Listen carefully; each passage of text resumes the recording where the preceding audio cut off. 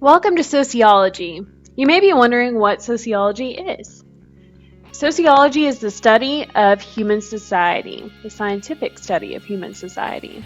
Topics we'll cover this semester include culture, socialization, crime, poverty, race and ethnicity, social inequalities, family, education, religion, mass media, population and urbanization, social movements, and change. It's going to be a fun semester. This video will introduce you to the sociological approach to the world. Specifically, you will learn about the sociological imagination, a term coined by C. Wright Mills. Listen carefully throughout the video and feel free to take notes. You'll be answering some questions about the video after it ends. As you're all well aware, students behave differently in a classroom.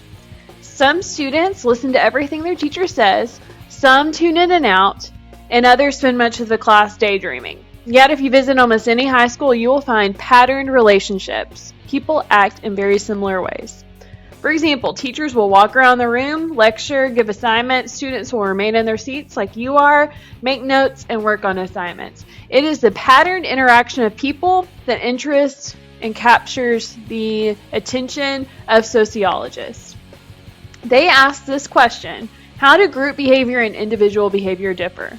Most of us are already pretty aware of this. We know that we sometimes act differently when we're with our friends or with our family than we would if we were just on our own. That's something that interests sociologists. Sociologists assume that social relationships are not determined by the particular characteristics of individuals. Instead, they're determined by the individual's behavior within the group and the behavior of the group as a whole. Emil Durkheim was a pioneering 19th century sociologist who helped develop the sociological perspective. He argued, for example, that we do not attempt to explain bronze in terms of its separate parts, which are lead, copper, and tin.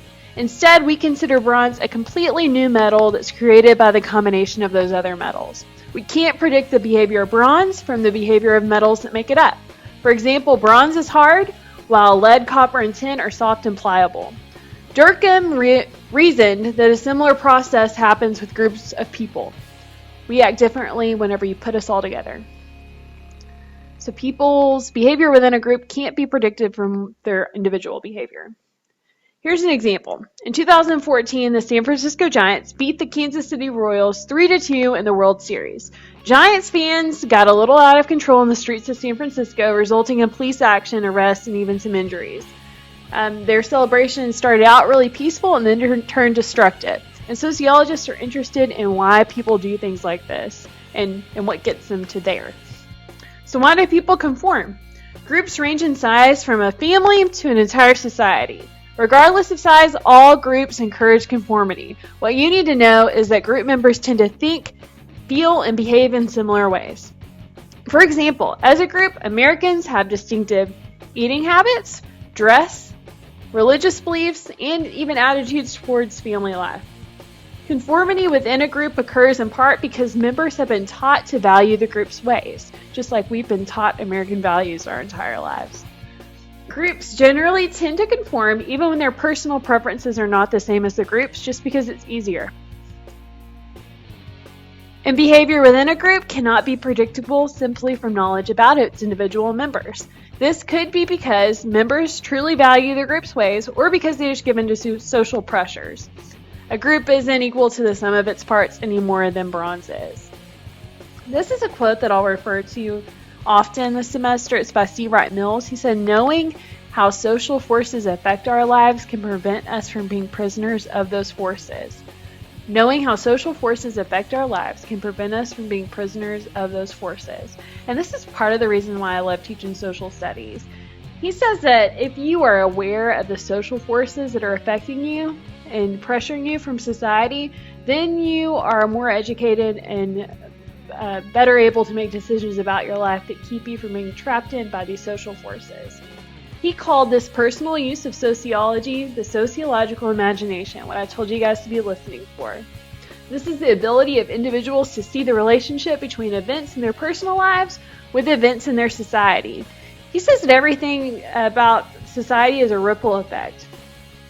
Events that affect us as individuals also affect society. We don't make decisions, big or small, in isolation. It's a ripple effect.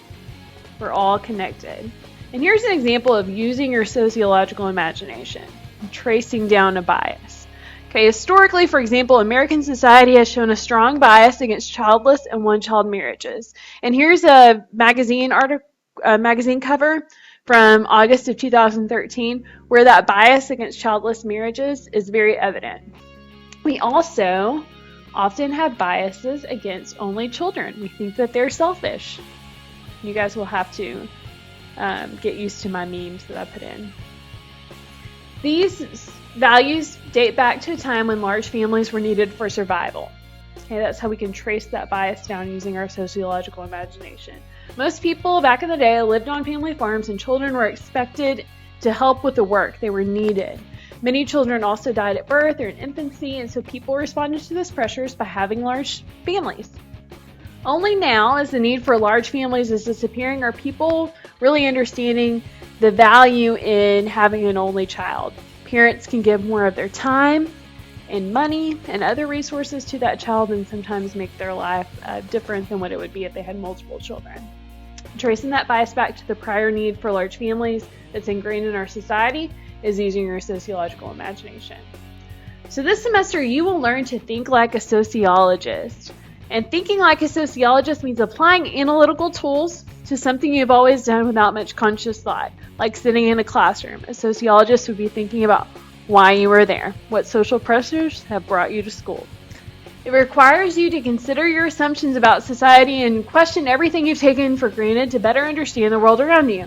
In other words, thinking like a sociologist requires using your sociological imagination and making the familiar strange. Sociologists challenge conventional wisdom, ideas that people assume true, and they question everything. And that's what we'll be doing this semester, questioning everything until it almost seems strange. Okay, so get ready to start seeing the world differently. I'm very glad you're in my class, and it's going to be a really great semester.